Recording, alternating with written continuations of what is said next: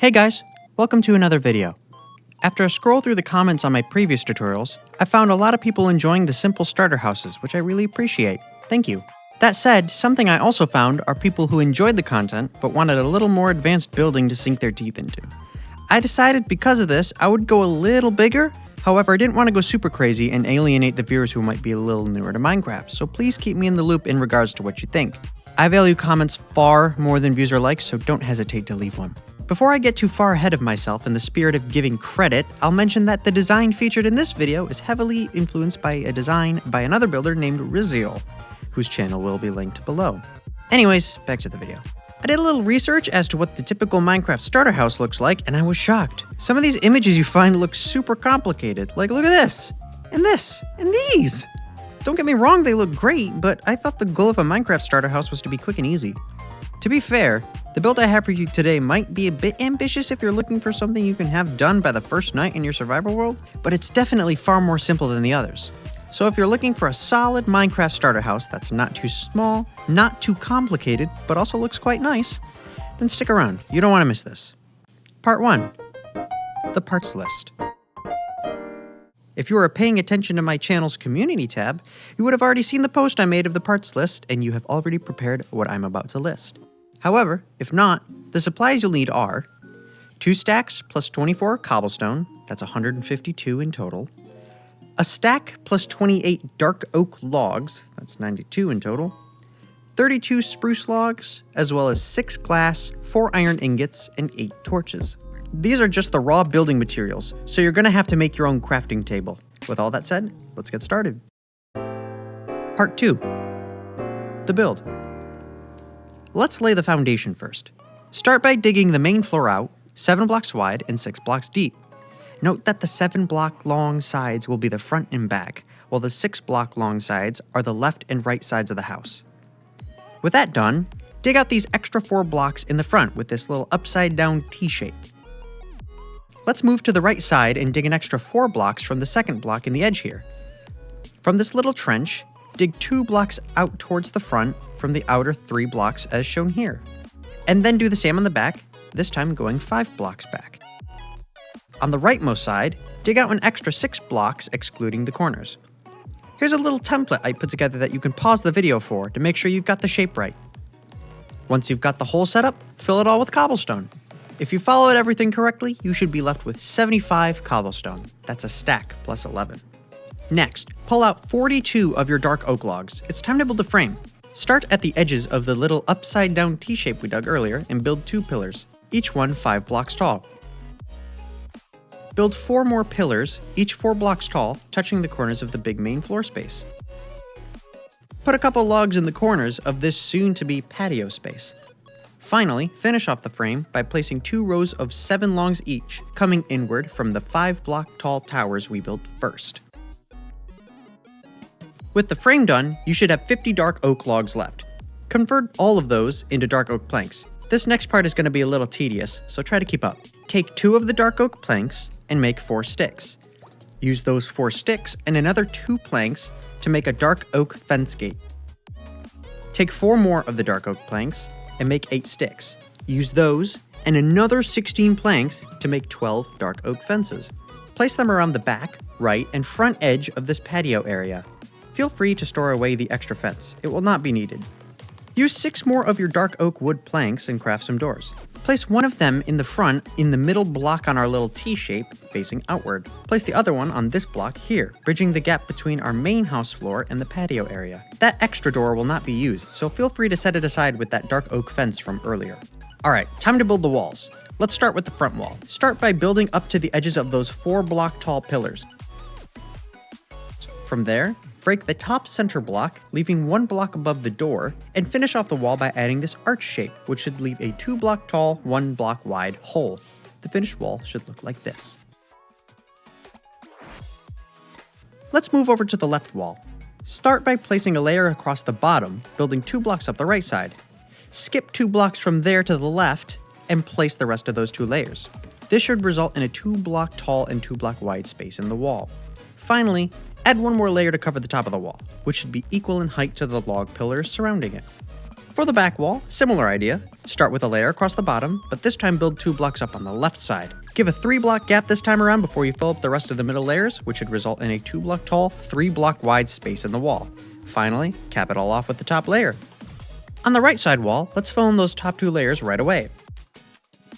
When that's done, surround the door on both sides with some planks and fill in the bottom and right edge of the remaining space, leaving a gap that's 2 blocks long and 1 block high.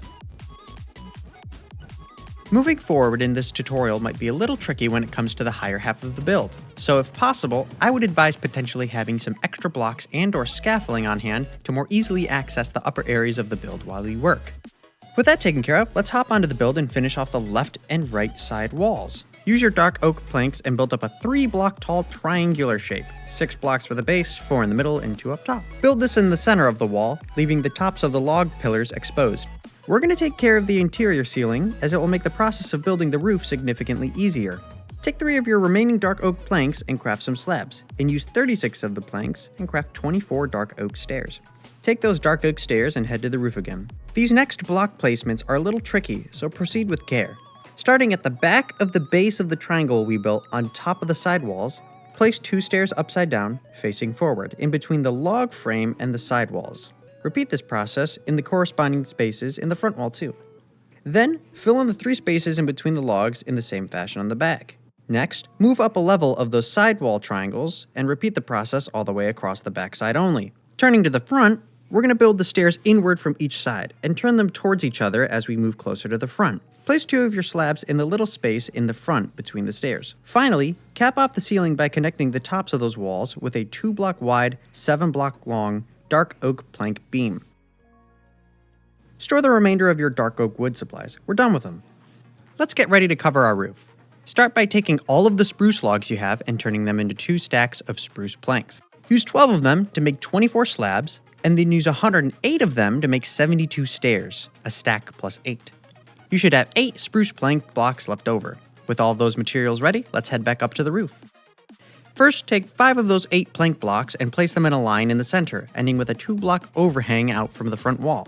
Next, use the slabs to cover the very top of the roof. You can store your 3 remaining blocks away with the rest of the extra materials. We'll get to those extra slabs later. Now it's time to put all those spruce plank stairs to use, starting in the back, covering all 3 levels of the slope. No overhang on either side or below, just cover the top. At the front, start at the top layer by following the edge around to the corner to the blocks in front, and follow through on the overhang. When that's done, we'll clean up the underside of our overhang by placing 6 of our remaining stairs upside down facing inwards. We're getting pretty close to the end of the build, so if you're still with me, thanks for watching this far. Head back down to your crafting table and grab your cobblestone. Use 3 cobblestone blocks to craft some slabs, and turn the rest of them into 48 stairs. Start by outlining the lowest levels of the roof. On the front, place 3 stairs on each side of the center log pillars, moving outward with an overhang of 1 block on each side. Head to the back and fill up that whole bottom edge with stairs with the same overhang on each side. When you're done with that, head up to the roof. To finish off the roof overhang, starting on either side, build up to the top level by alternating upside down inward facing stairs and right side up outward facing stairs. Stop when the stairs meet at the top, upside down and facing inward. Repeat this process on both sides and cap off the top of the cobblestone overhangs with cobblestone slabs. With all that taken care of, now would be a good time to dismantle your means of accessing the roof, whether it be scaffolding, a block staircase, or anything else. We're now going to finish off the last few details of the house. Start by using those leftover spruce slabs and put a little awning above the patio in the top half of the middle 4 blocks above the door and window. Next, convert those 6 glass into panes and fill in all the holes in the wall where the windows go. Take your 4 iron ingots and convert them into iron nuggets, and then use those and 4 of the torches to make 4 lanterns. Place them on the underside of the wooden log beams inside. Finally, take your remaining 2 torches and place them up front, on the log pillars facing forward.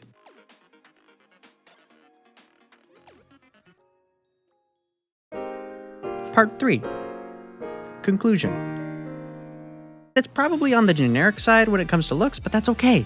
Much like the other builds, this is a starter house. And also much like the other builds, there's ways to expand on the concept too. I haven't had too much time to tinker around, however my first tests proved fairly promising. For example, I built this house by lengthening the building sideways and adding an extension, which on the inside is framed the same way as the front of the house. Something else worth noting is the empty interior. Now, with the way I placed the windows and side door, you might assume I have an interior layout in mind, which is just not the case. My first actual test of interior design with this house removed most of the windows and even moved the door. But like I said, I'm leaving this part up to you. Find out what works best for your needs. There's plenty of room for possibilities. That's going to bring us to the end of today's video. This video was a huge project, so I hope you all enjoyed what you saw, as this took quite a bit of time and effort to get done. Your recent support has inspired me to work on these videos like nothing else has, so please leave your suggestions for future videos in the comments, as I'm always reading them. I may not reply to every comment I get, but you can bet on the fact that I read every single one. You've all heard the self-plugging spiel before, so if you want to catch me on other social media platforms or support me through my merch or Patreon, you know the drill, it's all in the description. I can't overstate how grateful I am for all the new subscribers. During these past few weeks, you guys have blown me away. I've been at this YouTube thing for around 4 years, and it's super inspiring to see this sort of acceleration. Here's hoping I can continue to bring the quality content you all expect from me and beyond. That's all I have to say, really. So if you like the video and you want to see more like it, please subscribe. And share this video to your friends, places, things, and blah, blah, blah. But that is going to do it for this video, and I will see all of you in the next one. Talk to you guys later.